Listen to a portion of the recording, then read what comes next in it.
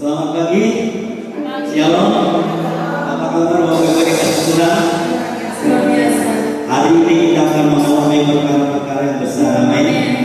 Firman Tuhan mengatakan di mana 2-3 orang berkumpul dalam namaku, di situ aku ada tengah-tengah mereka. Harapkan perkara-perkara besar pagi hari ini. Amin. Ayo kita bangun berdiri. Mari kita akan sembah Tuhan. Haleluya. Mari angkat hati kita, cari alasan untuk bersyukur kepada Tuhan.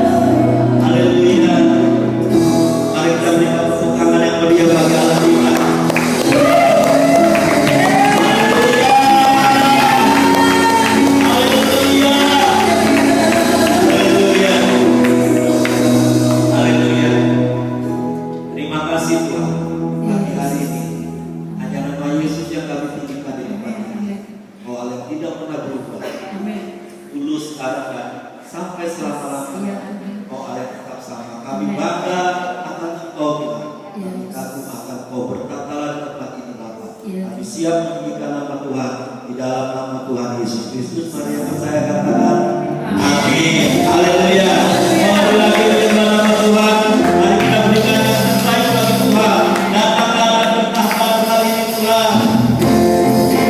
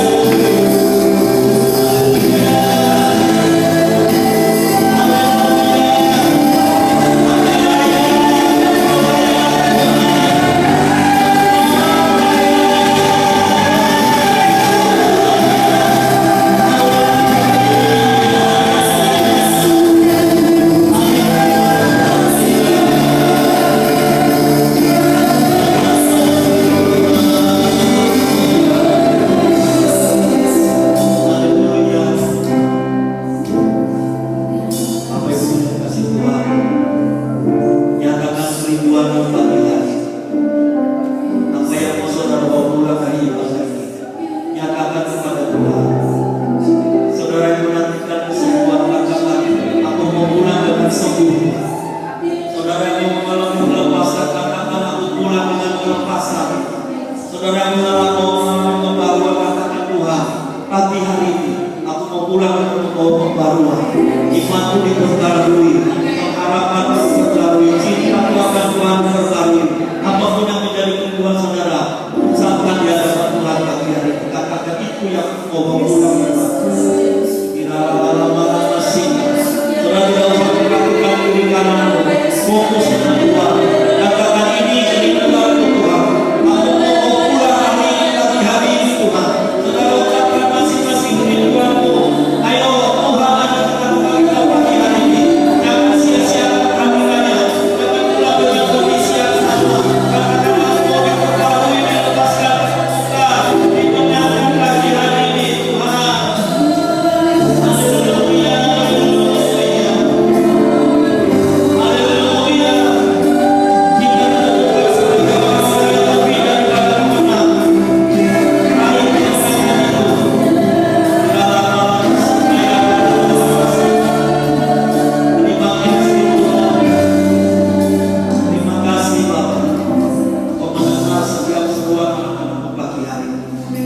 Tuhan, mari berkarya.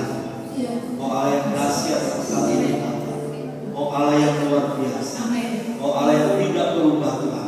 Kami raih kemenangan kami pagi hari ini. Mari Tuhan berbicara pada setiap kami, lembutkan hati kami, supaya firman itu tertanam di dalam tanah hati kami yang baik Tuhan. Kami pulang dengan sorak-sorai. Dalam nama Tuhan Yesus Kristus, mari yang siap katakan, amin. Ibu siap.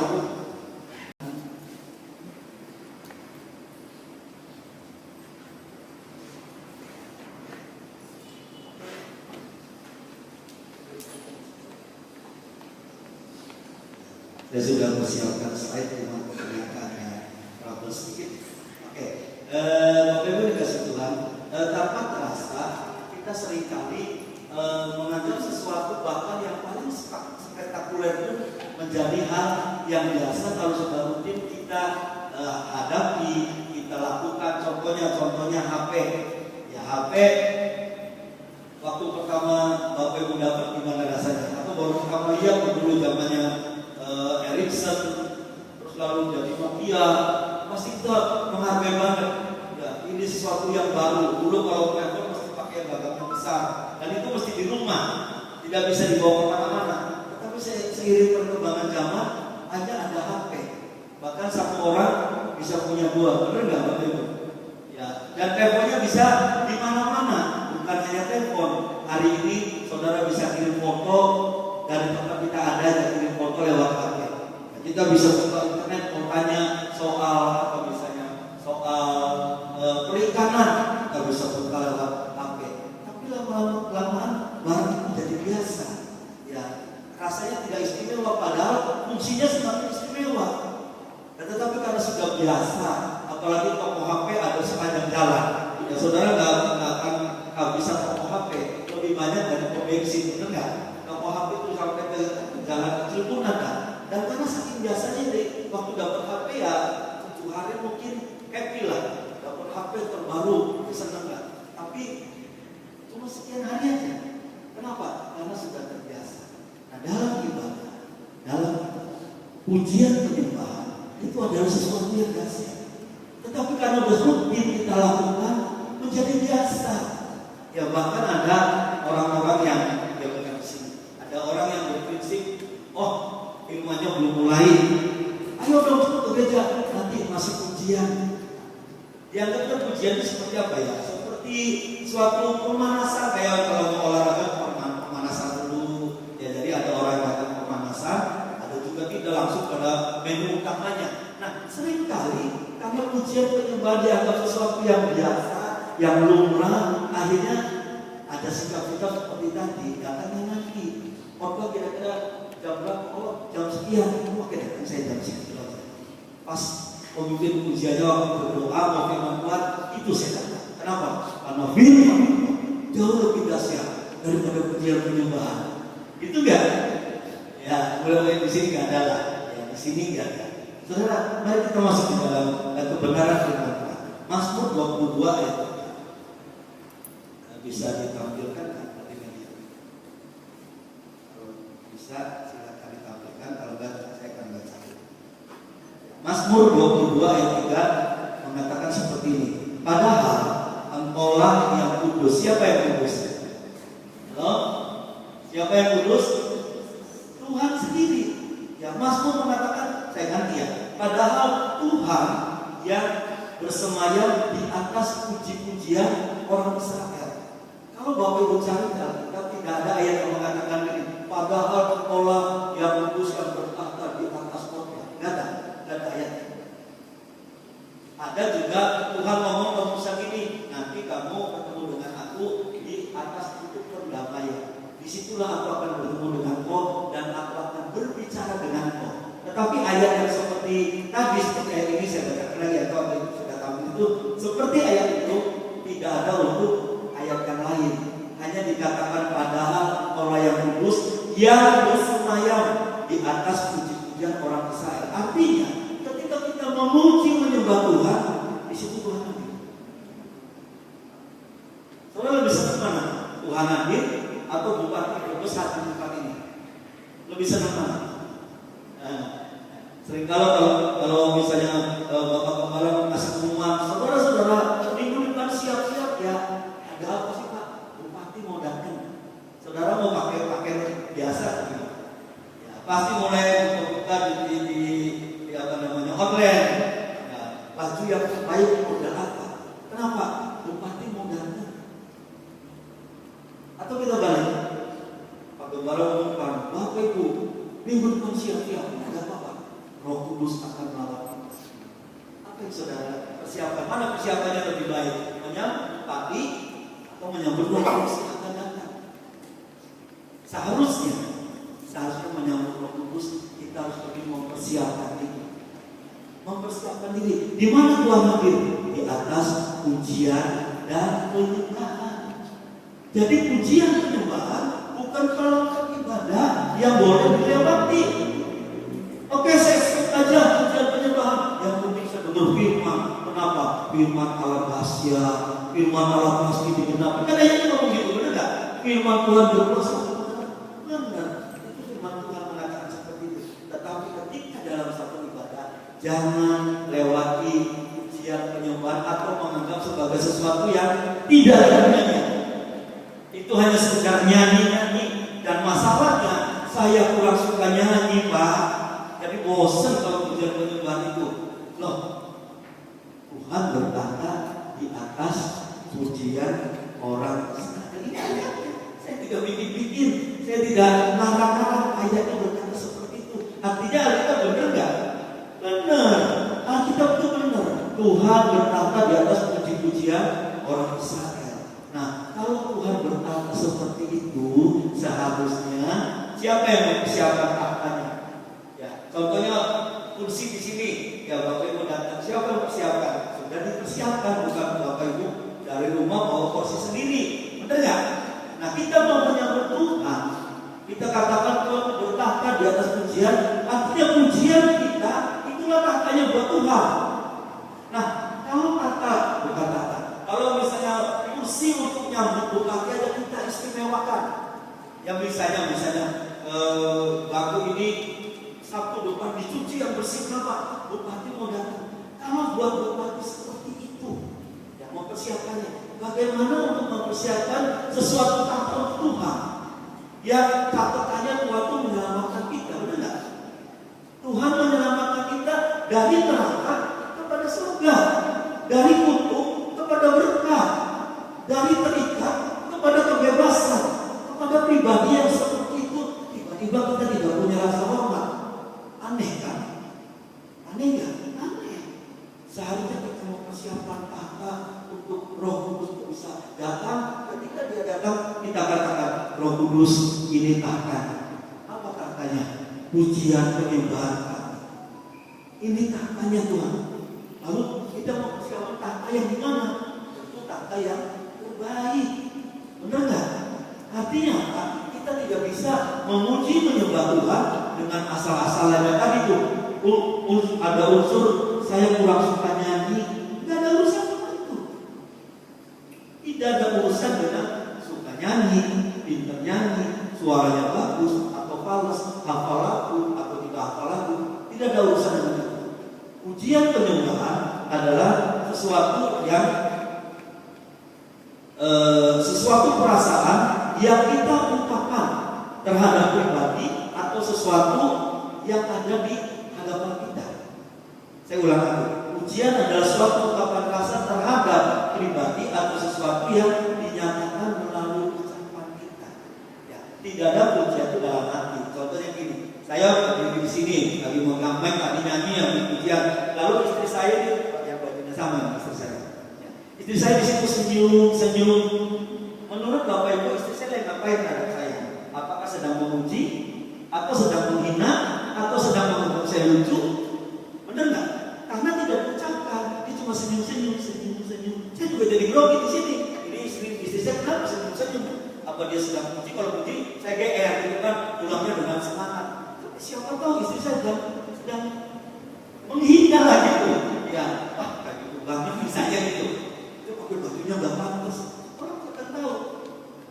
Itu sebabnya pujian tidak bisa dilakukan dari dalam hati. Kita tidak bisa ngomong ini, Tuhan tahu apa yang ada di dalam hati saya. Setuju. Tuhan tahu apa yang ada dalam hati kita. Bahkan doa sebelum diucapkan, firman Tuhan mengatakan apa? Tuhan sudah tahu doa kita. Tetapi tentang pujian, saudara tidak bisa lakukan dari dalam hati. Yang ada dengan segenap hati. Katakan dengan segenap hati. Ya, yang ada dengan segenap hati, bukan dari dalam hati. Saya memuji Tuhan dalam hati. Lalu ngapain bilang, masa Tuhan tak tahu sih? Dan Tuhan tak tahu. Saya lagi menyembah Tuhan. Tuhan aneh ya. Ya saudara juga akan ngomong aneh. Tadi saya contohin istri saya tuh. Saya dari sini saya pulang mereka bahwa saya lagi memuji saya. Aneh dong. Tiba-tiba saya cerita ke Ibu Ami gitu ya. Oh, tahu nggak? Istri saya tadi lagi memuji saya. Ibu menanya, buktinya apa? Dia senyum terus dia tadi. Jadi kan itu ujian kepada Tuhan harus diekspresikan. Gak bisa nyanyi, nggak masalah. Tuhan gak tersinggung waktu suara kita fals atau lagunya nggak hafal. Ya, nggak ada urusan. Tapi ketika kita menyembah Tuhan dengan segenap hati, Tuhan bersuka. Tuhan katakan ini kata terbaikku. Apa? Ujian dengan segenap hati. Tuhan berkata di atas ujian penyembahan. Lalu ngapain sih kalau Tuhan berkata di atas ujian penyembahan? Ada dua peristiwa. Pertama saya akan bacakan dari Perjanjian Lama, ada di 2 Kawari 20 itu tentang Raja Yosafat dikepung oleh 3 bangsa. Ya, Moab dan Amon itu sepupu. Pasti persekutuannya kuat. Satu lagi orang Bani Seir. Mereka tiba-tiba datang mau menyerang Yosafat. Ya, sebagai manusia Yosafat tentu ketakutan karena itu 3 bangsa besar. Tapi ketika Yosafat takut, dia bukan nyewa tentara bayaran, bukan nyewa tentara dari negeri lain. Dia mempersiapkan tim ujian. Masuk akal nggak sih? Perang yang dipersiapkan bukan tentara, bukan latihan dilatih. Ayo, semua rakyat harus latihan perang. Kenapa? Karena kita sedang dikepung oleh 3 bangsa. Yosafat tidak lakukan itu. Dia berlutut di hadapan Tuhan.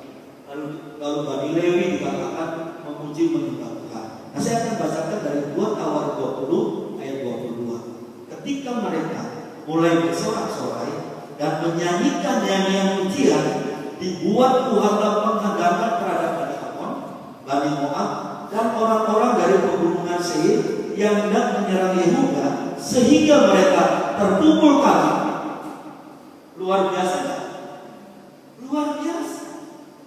Ketika dikatakan jelas sekali nih ayatnya, Bapak Ibu bisa lihat itu kan. Ketika mereka mulai bersorak-sorai, bukan dalam hati, bersorak itu dengan segenap hati. Gak ada orang bersorak ini, gak ada. Hei, atau yang Bapak Ibu yang senang, bukan Bapak Ibu, bapak-bapak yang senang nonton sepak bola, kalau timnya ngegolin gimana? Gol-golnya jadi aduh gitu. Ada ekspresi. Ada ekspresi.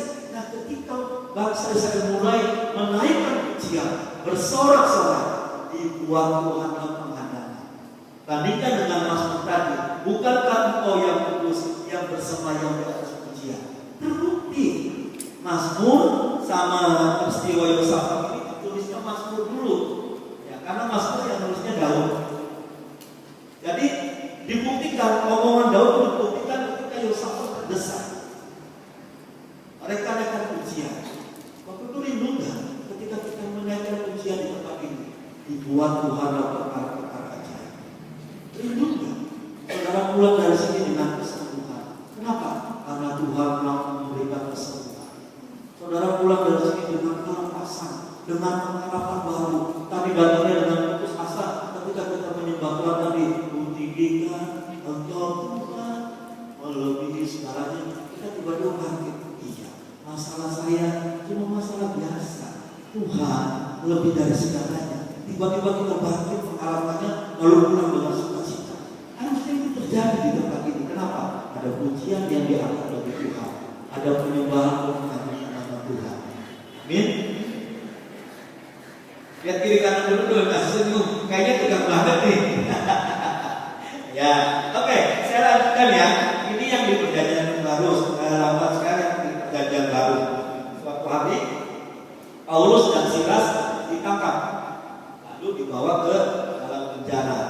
Itu di penjara tidak dikasih makan enak, rendah. Apalagi penjara zaman dulu, dimasukin ke penjara yang dalam, lalu dipasung. Kakinya dipasung di lantai dan dikasih dua kayu itu. Mereka dipukulin dalam kondisi mungkin dari dia belum makan juga. Dia udah dipukulin, lapar, dingin, gelap. Pantasnya memuji Tuhan atau mengeluh. Aduh Tuhan, saya sudah sungguh-sungguh melayani Tuhan. Saya sungguh-sungguh memberitakan Injil. Ternyata dampaknya begini Tuhan. Tahu begini sih. Udah saya jadi ahli Taurat aja Tuhan. Saya jadi mahkamah agama. Apa itu yang Paulus lakukan? No, Paulus tidak lakukan itu. Paulus tahu resikonya mengikut Yesus. Paulus tahu akan ada penjara. Tuhan sendiri yang ngomong ya kepada Ananias. Ya katakan ke Ananias kasih tahu ke Paulus apa kemampuan Paul. Aku sendiri akan menunjukkan kepada Paulus betapa banyaknya penderitaan yang harus ditanggung demi nama-Ku. Paulus sudah tahu dari Tuhan tentang akan adanya penderitaan, sehingga ketika dia masuk dalam penjara ini, dia tidak mengeluh. Apa yang dia lakukan? Kisah para Rasul 16 dan 25. Tetapi kira-kira tengah malam, Paulus dan Silas berdoa dan menyanyikan puji-pujian kepada Allah.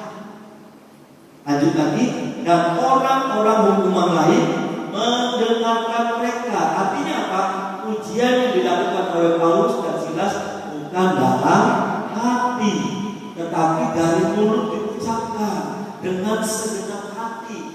Buktinya apa? Kita menuliskan orang-orang tahanan lain mendengarkan mereka menyanyi memuji Tuhan. Dampaknya ayat 26. Akan tetapi terjadilah gempa bumi yang hebat. Kapan terjadinya? Ketika Paulus dan Silas menaikkan pujian kepada Tuhan. Tadi ketika Yosafat mengangkat sorak-sorak, Tuhan membuat penghadangan pada tiga bangsa itu. Di dalam perjanjian baru, ketika Paulus dan Silas memuji menyembah Tuhan, terjadi gempa bumi yang dahsyat, sehingga sendi-sendi penjara itu goyah, dan seketika itu juga terbukalah semua pintu dan terlepaslah belenggu mereka semua. Ini yang terjadi ketika pujian penyembahan dilakukan dengan segenap hati. Perkara-perkara ajaib terjadi di tengah-tengah kita semua. Jangan cuma pagi hari kita baca dari Alkitab. Katakan Tuhan harus terjadi di tempat ini. Amin. Semoga banyak yang merindukan mujizat terjadi di tempat ini. Boleh katakan? Ya. Saudara rindukan karena mujizat itu masih ada. Dan Tuhan kita Tuhan yang sama yang tertulis di dalam Kisah para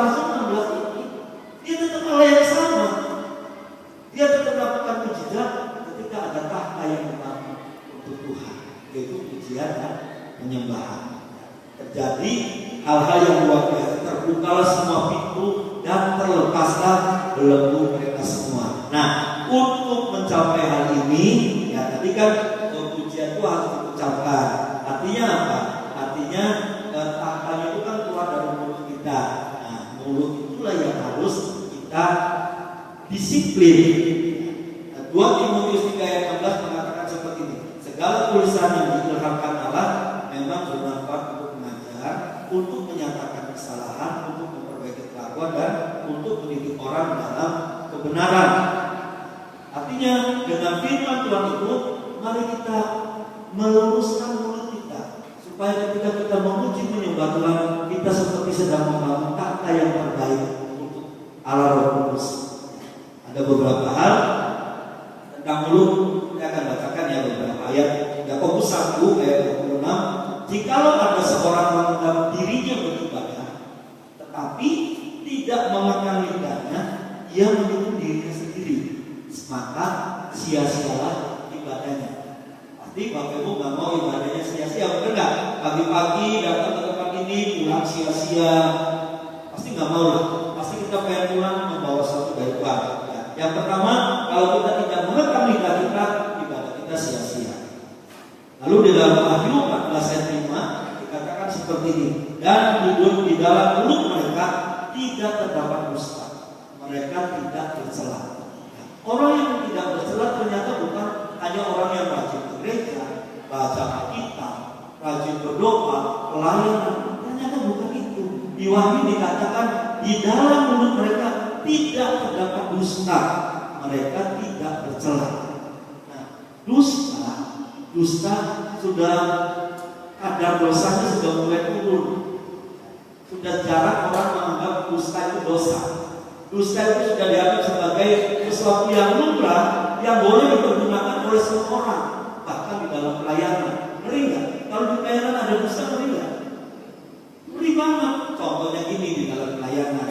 Ya, kalau misalnya saya datang yang terlambat, padahal tidak ada halangan, saya memang berangkat terlambat, tetapi supaya saya jangan disalahkan, lalu saya ngomong ke Bapak Gembala, Pak Deni, saya minta maaf, saya datang terlambat.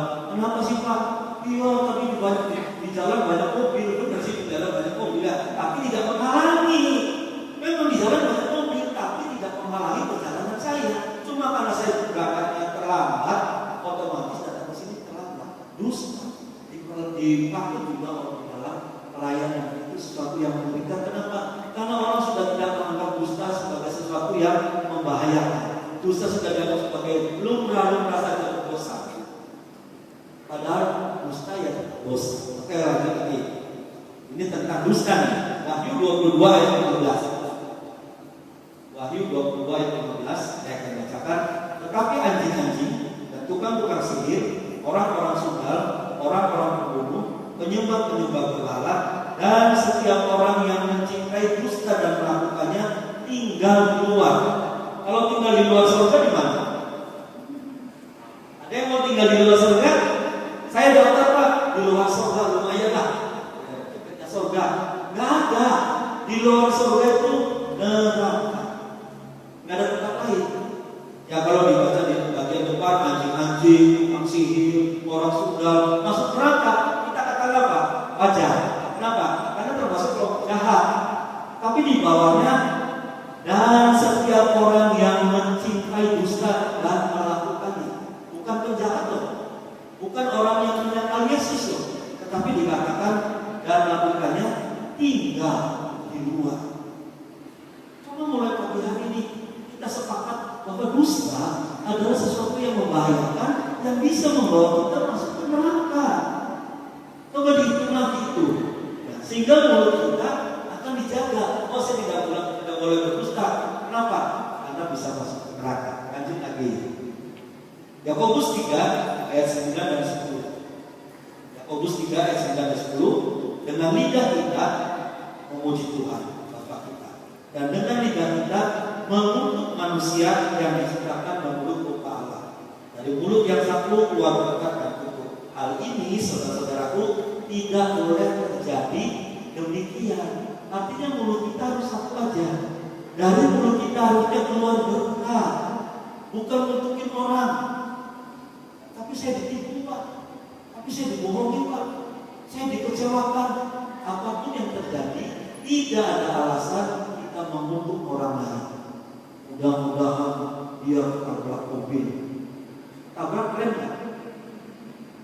Kita katakan janganlah kamu bersuka cita apabila musuhmu jatuh, supaya jangan Tuhan melihatnya lalu membalikkan murkanya kepada kita. Jadi dari mulut kita harus keluar satu saja, yaitu berkat. Katakan berkat. Berkat. Siapa di sini yang pengen tutup? Ada nggak? Mau saya tutukin atau saudara WA ke temannya, tolong dong tutukin saya setiap hari. Ada nggak yang ngomong gitu? Nggak ada. Adanya apa? Kalau pas ulang tahun doanya pengen berkat. Berkat. Nah, kalau perlu kita juga pakai untuk memberkati. Ya, nah itu tentang mulut kita. Tentang mulut kita sebetulnya ini di PowerPoint saya ada gambar ini. Kelihatan nggak? Karena ini nggak nyampe situ. Ya, ada gambar sebatang rokok. Ada gambar sebatang rokok. Ya, saya tulis gini. Di dalam Alkitab tidak ada satupun ayat yang membicarakan tentang rokok. Benar nggak? Pernah baca nggak? Di Alkitab lalu misalnya apa? Matius 30 gitu ya, kan ada yang berkata Matius 30 ayat 1 misalnya gitu. Lalu Yesus berkata, jangan merokok. Ada nggak? Nggak ada. Alkitab tidak pernah membahas tentang rokok. Tetapi apakah Bapak Ibu pernah mendengar kalimat merokok adalah dosa? Pernah dengar nggak? Ya, jawab dalam hati aja. Kalau belum pernah nggak apa-apa. Saya sampaikan pagi hari ini. Merokok adalah dosa karena Tuhan harus tahu. Nah, kenapa sih merokok itu dosa? Ya, saya baca artikel ini asli. Saya ngambil dari internetnya. Saya bacakan. Meski bermanfaat, dikatakan rokok itu bermanfaat. Apa manfaatnya? Katanya kalau merokok itu jadi punya semangat. Saya tidak merokok, jadi saya tidak bisa cerita. Ya, saya belum pernah merokok, jadi saya tidak bisa cerita. Benar loh, ada semangat. Tapi ada orang-orang yang kalau dikatakan, berhenti merokok. Saya kalau berhenti merokok kayak orang bohong gitu. Ya, ngomong itu bahasa Jawanya gitu. Tapi begitu misalnya, saya tahu apa yang harus saya kerjakan. Meski bermanfaat, biasanya bermanfaat. Tetapi ada dampak yang paling terlihat dari nikotin, yaitu menyebabkan kecanduan. Seseorang yang kecanduan zat ini akan menjadi kebergantungan. Bahkan jika mereka sadar bahwa merokok mungkin berbahaya, tidak jujur, mungkin akan pasti berbahaya. Merokok mungkin berbahaya bagi kesehatan mereka. Pecandu zat ini akan merasa sulit untuk melepaskan ketergantungan mereka. Sesuatu yang baik tidak pernah membuat kita ketergantungan, benar kan? Walaupun awalnya tadi meski bermanfaat, tidak ada manfaatnya kalau ujung-ujungnya mencelakakan. Itu nikotin. Lalu yang kedua, ini juga saya baca dari internet. Tar yang terhirup oleh rokok akan mengendap di paru-paru. Timbunan tar ini berisiko tinggi menyebabkan penyakit pada paru-paru seperti kanker paru-paru dan emfisema. Saya pikir emfisema itu penyakit apa? Ternyata tar itu akan masuk ke paru-paru dan di paru-paru ada satu gelembung kecil. Nah itu kalau kemasukan tar ini akan menjadi besar dan tim kesehatannya mengatakan sakit itu tidak bisa disembuhkan dan menyebabkan apa? Menjadi orang sesak nafas dan beberapa hal lainnya. Tidak hanya itu, tar akan masuk ke peredaran darah dan meningkatkan risiko terjadinya diabetes, penyakit jantung, hingga gangguan kesuburan. Saya batasi seperti ini. Tidak ada yang baik menghasilkan yang tidak baik, atau dibalik, tidak ada yang tidak baik menghasilkan sesuatu yang baik. Apapun yang diawali dengan tidak baik, ujungnya tidak baik. Contohnya kita bisa bermitra dengan seseorang, lalu orang itu ternyata niatnya licik, pasti nggak enak hubungannya itu. Tiap ngobrol ada sesuatu siasat-siasat yang direncanakan, karena awalnya tidak enak dan ujungnya pasti nggak enak. Kita yang tulus, dia akan curiga terus, curiga jangan-jangan dia yang malah dikerjain. Kenapa? Karena dia sudah punya niat yang tidak baik. sesuatu yang tidak baik tidak akan berujung pada kebaikan. Kita katakan pohon yang baik menghasilkan buah yang baik. Pohon yang tidak baik tidak bisa menghasilkan buah yang baik. Hasilnya pun tidak baik. Nah, apa yang kita katakan tentang tubuh kita? 1 Korintus 3 ayat 16-17. Tidak tahukah kamu bahwa kamu adalah bait Allah dan bahwa Roh Allah diam di dalam kamu? Jika ada orang yang membinasakan bait Allah, itu pakai nikotin dan tadi, maka Allah akan membinasakan dia. Sebab bait Allah adalah kudus dan bait Allah itu ialah kamu. Kita ini bait Allah. Kalau kita isi dengan hal yang rusak, kita bertanggung jawab kepada Tuhan. Jangan pikir saya sudah ke gereja, saya sudah percaya Yesus pasti masuk surga. Tadi dusta aja bisa membawa orang ke neraka. Ini orang yang merusak bait Allah akan berhubungan langsung dengan Tuhan. Aku juga akan membinasakan mereka. Galatia 5 ayat 25. Harusnya kita seperti ini. Jikalau kita hidup oleh Roh, baiklah hidup kita juga dipimpin oleh Roh. Tadi itu nikotin bisa mengendalikan orang untuk punya satu semangat untuk bekerja. Nah ini kalau kita katakan seharusnya kita dipimpin oleh Roh. Roh yang menggerakkan kita di dalam kehidupan.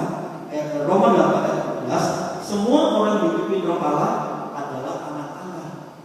Kita ini harusnya setiap hari dimotivasi oleh Roh Kudus untuk melakukan aktivitas kita.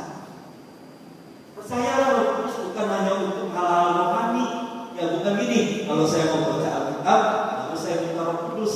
Tapi kalau saya mau buka toko, itu bukan kerjaan Roh Kudus. Salah. Ya, Roh Kudus mau terlibat di dalam seluruh segi kehidupan kita supaya kehidupan kita menjadi berhasil. Kan tujuannya gitu, benar nggak? Bapak Ibu bisnis tujuannya apa sih? Supaya menjadi sukses, supaya menjadi kelimpahan. Roh Kudus akan memberi hikmat. Seperti itu dalam kehidupan kita. Oke?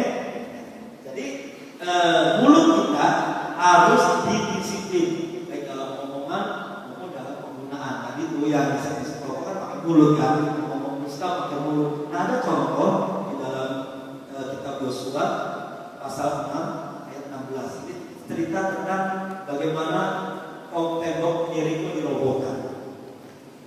Bangsa Israel mengelilingi tembok Yeriko berapa hari? 6 atau 7? 7 hari kan? 7 hari, hari ke-1 sampai ke-6 1 kali putaran. Hari ke-7 7 kali putaran.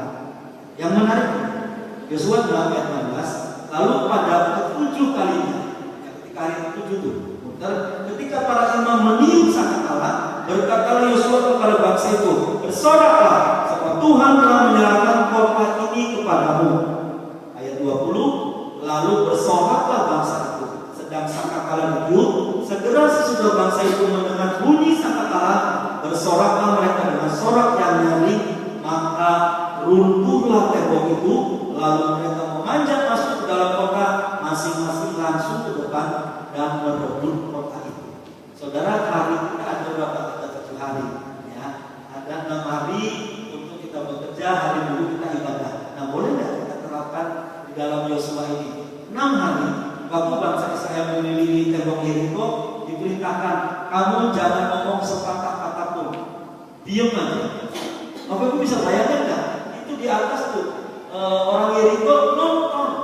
Bangsa Israel itu ngapain? Kayak orang gila gitu. Dalam pengumuman, diam aja, diam. Sehari lagi barangkali lagi ngintai gitu ya. Mungkin masih agak takut orang Yeriko. Besoknya kayak gitu lagi. Hari ketiga kayak gitu lagi. Mulai ada orang Yeriko yang nanti lagi gila di orang Israel. Hari keempat gitu lagi. Diam aja. Hari kelima begitu lagi diam aja. Muter. Hari keenam muter lagi sekali lagi. Hari ketujuh Yeriko tidak tahu bencana sedang. Dan itu menjadi kemenangan bagi bangsa Israel. Boleh kita terapkan itu dalam kehidupan kita. 6 hari, mari kita jaga mulut kita, disiplin, jangan ada dusta di antara kita. Jaga mulut kita, jangan saya nggak boleh berdusta. Kenapa? Karena dusta bisa membawa neraka. Seperti itu. Ya. Atau gini, saya saya minggu nanti mau bangun tahta buat Tuhan. Melalui pujian yang saya ucapkan kepada Tuhan. Walaupun suara saya kurang bagus, gak apa-apa.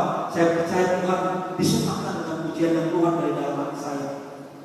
6 hari kita jaga mulut kita. Hari ke-7, hari Minggu, kita sama-sama bersorak-sorai di tempat ini dan mujizat terjadi. Saudara rindukan itu, amin? Ya, ini yang terjadi. Ayo kita disiplin 6 hari, jaga mulut kita untuk tidak keluar hal-hal yang tidak baik yang tadinya suka ngata-ngatain orang. Sekarang mulai saya tidak boleh itu. Tidak boleh ada untuk keluar dari mulut saya. Kenapa sih Bang sekarang ngomongnya beda? Karena nanti hari Minggu saya akan merebut kemenangan itu. Saya akan bersorak-sorai. Waktu pemimpin pujian berkata, saudara mari bersorak. Kita bersorak dan kita katakan, dibuat Tuhanlah penghadangan terhadap 3 bangsa yang besar. Atau kita terangkannya gini, dibuat Tuhanlah mujizat di tengah-tengah kita.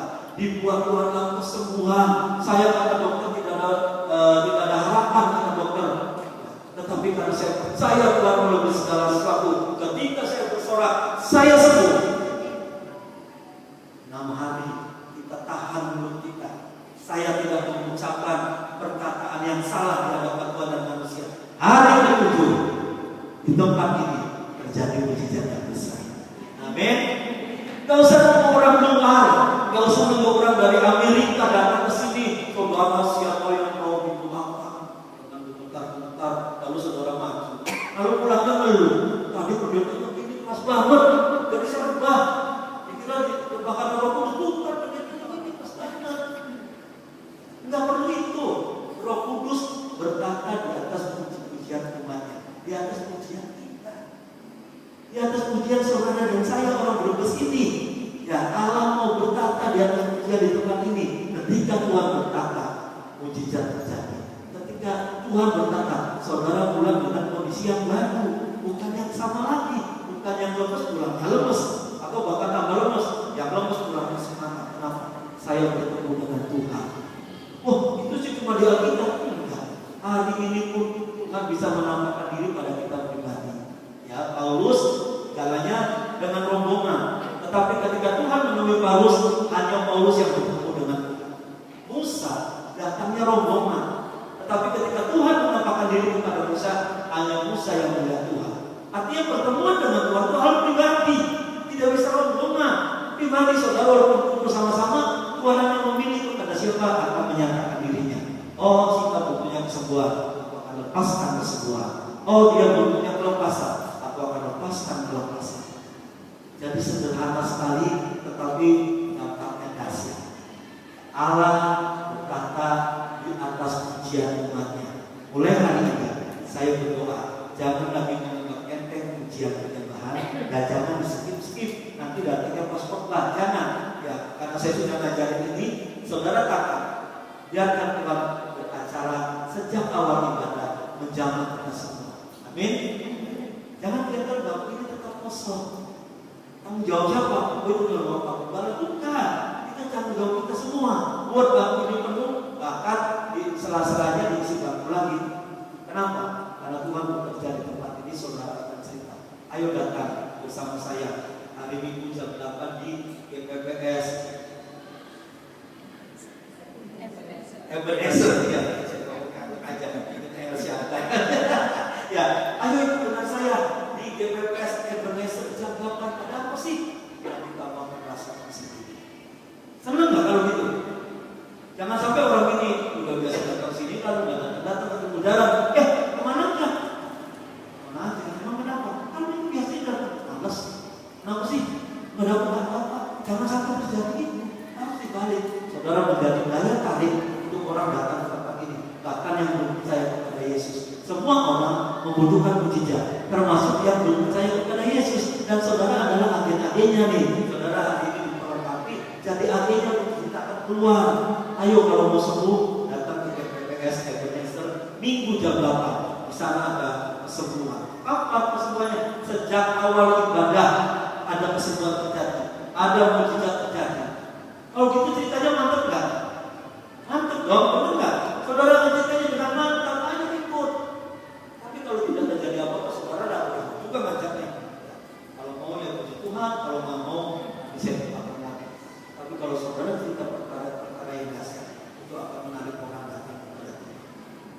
Sekali lagi, Bapak, Ibu, dan Saudara adalah agennya untuk menceritakan itu keluar supaya orang-orang datang ke tempat ini. Kuncinya apa? Bangun tatanya Tuhan, yaitu pujian dan penyembahan untuk meninggikan nama Tuhan. Supaya firman Tuhan berkata, dia berkata di atas pujian. Ketika dia berkata di atas pujian, perkara-perkara ilahi terjadi di tengah-tengah kita. Amin. Dia berkata, Bapak, kami bersyukur karena firman-Mu adalah kebenaran yang tidak bisa dipatahkan, tidak bisa dihapuskan. Pagi hari ini kami belajar sesuatu yang luar biasa. Pujian penyembahan harus dinyatakan di tempat ini. Karena firman-Mu berkata, Engkau berkata di atas pujian umat. Kami mau Tuhan, setiap ibadah di tempat ini Engkau nyata Tuhan, Engkau hadir secara nyata Tuhan. Ada lawakan Allah yang dahsyat, perkara-perkara yang ajaib dinyatakan di tempat ini Tuhan, dan banyak jiwa akan dimenangkan, diselamatkan. Tempat ini akan dipenuhi dengan jiwa-jiwa baru, penuh sesak Tuhan. Akan ada kebaktian kedua, ketiga, dan seterusnya Tuhan. Akan banyak orang-orang di Brebes ini akan dimenangkan Tuhan, oleh karena Kau sendiri yang beracara, bukan karena kekuatan kami Tuhan, karena hanya Roh Kudus yang bisa menarik orang datang kepada Kristus. Dan pagi hari ini kami belajar kuncinya Tuhan. Kami bersyukur Bapa untuk rahasia firman Tuhan ini. Mari Tuhan genapi apa yang Tuhan sudah nyatakan pagi hari ini. Mulai minggu ini dan minggu-minggu berikutnya, perkara-perkara besar terjadi di tengah-tengah kami. Terima kasih Bapa. Bersyukur untuk anugerah-Mu di dalam nama Tuhan Yesus Kristus. Mari semua katakan amin.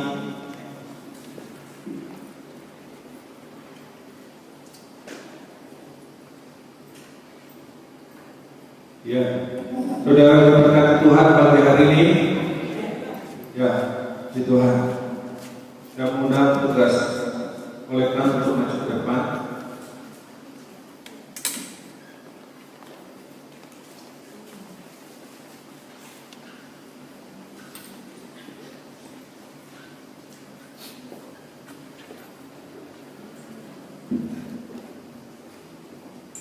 Ya, sesuai dengan firman Tuhan, hendaklah masing-masing memberikan kerelaan hatinya dengan sedih hati atau karena paksaan, sebab Allah mengasihi orang yang memberi dengan sukacita.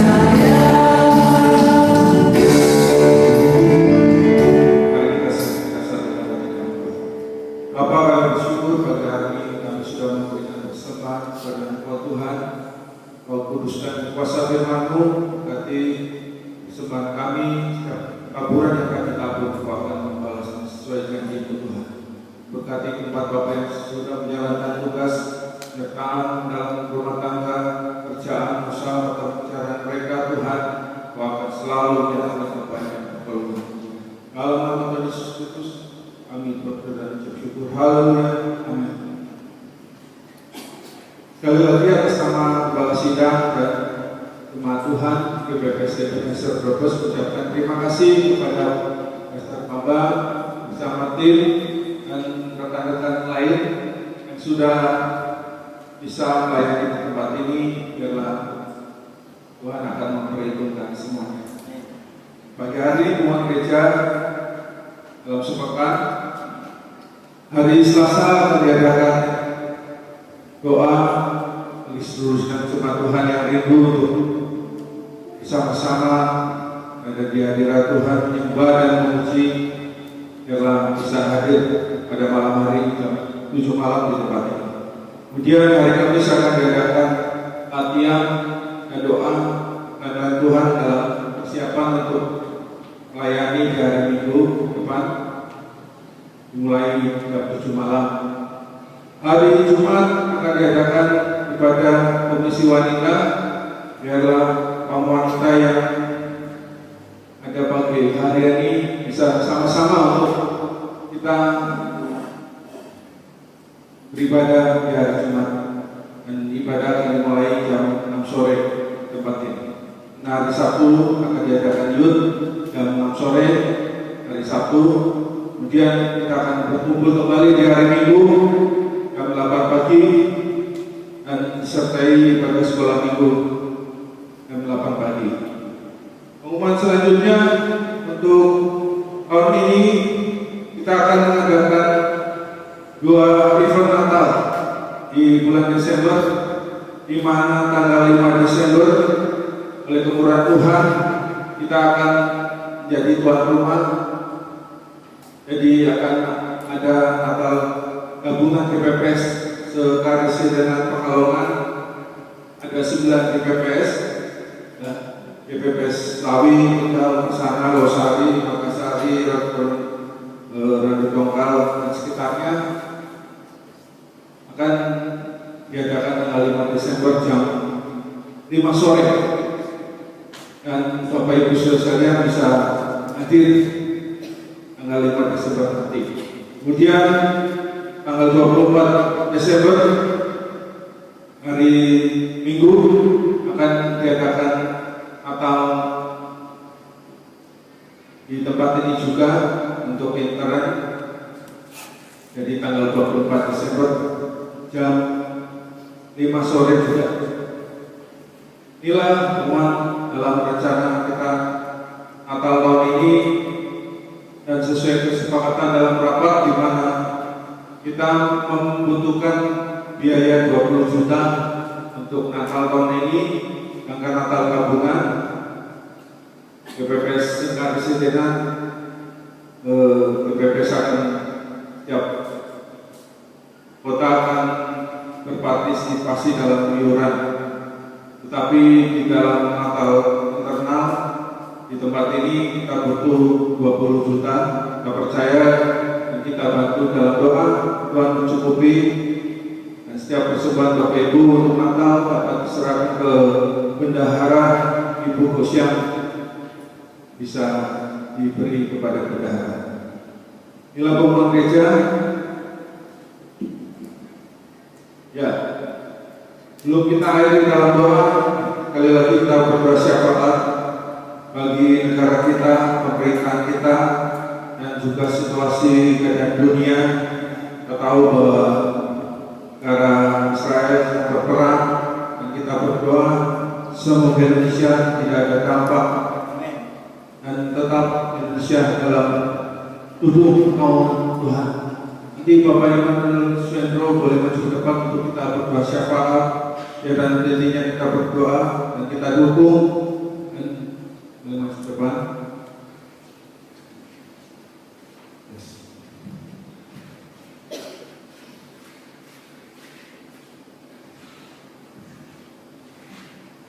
Mari kita akan sama-sama berdiri, kita akan berdoa syafaat untuk bangsa dan negara dan sesama dunia dan kota Kristen tercinta. Segala puji syukur hormat hanya bagi Bapa di dalam surga. Biar pada pagi siang hari ini Tuhan, kami bersyukur Tuhan, ketika nama Tuhan dipuji, diagungkan, Engkau hadir, Engkau melawat setiap umatnya Tuhan, dan kuasa-Mu juga hadir. Biar pada kesempatan pagi siang hari ini Tuhan, kami semua anak-anak-Mu bersatu hati berdoa bagi negara dan bangsa kami, ya. khususnya bangsa Indonesia Tuhan, yang khususnya di dalam waktu mendekat ini akan menghadapi pemilu untuk pemilihan presiden, wakil presiden, untuk perwakilan DPR dan juga untuk DPD yang di daerah. Tuhan memberkati, Tuhan berikan keamanan buat negara kami ini Tuhan. Berikan hikmat, akal budi, kemampuan, dan juga untuk mengamankan negara kami ini bagi aparat keamanan yang ada di negara kami ini. Berikan kemampuan buat mereka untuk mengamankan negara kami ini Tuhan. Terima kasih Bapak. Tuhan memberkati kota kami yang tercinta ini Tuhan, agar kota kami ini boleh diselamatkan Bapak. Tuhan pakai setiap anak-anak Tuhan, hamba-hamba Tuhan yang melayani kota Brebes ini untuk jadi saluran berkat bagi kemuliaan nama Tuhan. Terima kasih Bapak, terima kasih. Terlebih pada saat kami siang hari ini kami berdoa Tuhan buat negara-negara yang sedang terlibat konflik Tuhan, biar perdamaian yang daripada mengalir ke mereka Tuhan, agar mereka boleh memiliki hati yang damai dan terjadi Tuhan kedamaian untuk dunia ini ya Bapa. Karena Engkau adalah Raja damai bagi seluruh umat manusia. Terpujilah Engkau Tuhan, memberkati kami semua yang pada siang hari ini hadir pada saat ini Tuhan. Terlebih Tuhan memberkati kesehatan Bapak Gembala kami. Tuhan memberikan kemuliaan-kemuliaan dari segala apa yang dialaminya Tuhan. Baik juga Tuhan untuk Bapak Bosiang Tuhan yang terpilih kakinya. Mari Tuhan itu juga jamaah Tuhan yang akan pulihkan dalam nama Yesus. Terima kasih Tuhan, terima kasih. Segala puji, hormat, kemuliaan hanya bagi Bapa dalam surga. Di dalam nama Tuhan. Bapa di surga, pagi hari kami bersyukur kami sudah meneruskan hari Sabat Tuhan. Kami bersyukur atas firman-Mu, melalui kebenaran firman-Mu kami dibukakan pada telinga kami bahwa pentingnya kami mengenal kuasa dan puji dan penyembahan Tuhan. Sebab itu Tuhan berkati Pak Abraham bersama tim Tuhan dan penyertaan Tuhan dalam pekerjaan pelayanan di tempatnya Tuhan, Engkau akan menyatakan kebaikan dan selalu pertolongan menyertai Tuhan. Sekali lagi bersyukur pagi hari ini berkati seluruh sidang jemaat Tuhan, apapun pergumulan masalah tantangan yang dihadapi, kesulitan yang dihadapi, Tuhan akan menolong dan menyatakan mujizat dan terobosan baru dalam kehidupan seluruh jemaat Tuhan. Pagi hari ini Tuhan sekali lagi menyerahkan sidang jemaat-Mu dalam usaha atau pekerjaan mereka. Tuhan selalu akan menolong dan studi, doa dan segalanya dalam penyertaan Tuhan yang sempurna. Pagi hari ini kami bersyukur Tuhan, kami rencana untuk Natal tahun ini, biarlah Tuhan cukupi apa yang kami perlukan Tuhan. Biarlah seluruh jemaat dalam menyambut Natal, kami sejahtera Allah selalu menyertai. Dan terima kasih Tuhan, pagi hari ini sertai dalam perjalanan kami pulang, dan malaikat Tuhan menyertai baik yang jauh maupun yang dekat. Mari kita arahkan tangan kita untuk memohon berkatnya dari Allah Bapa di surga. Inilah tangan-tangan yang terangkat Tuhan, tangan yang membutuhkan mujizat pertolongan kebaikan Tuhan. Berkat Allah tercurah rahmat anugerahnya dan kasih sayang dari Tuhan Yesus Kristus menyertai dan persekutuan dan pengurapan Roh Kudus menyertai hari ini sampai selama-lamanya. Di dalam nama Bapa, Putra dan Roh Kudus. Haleluya.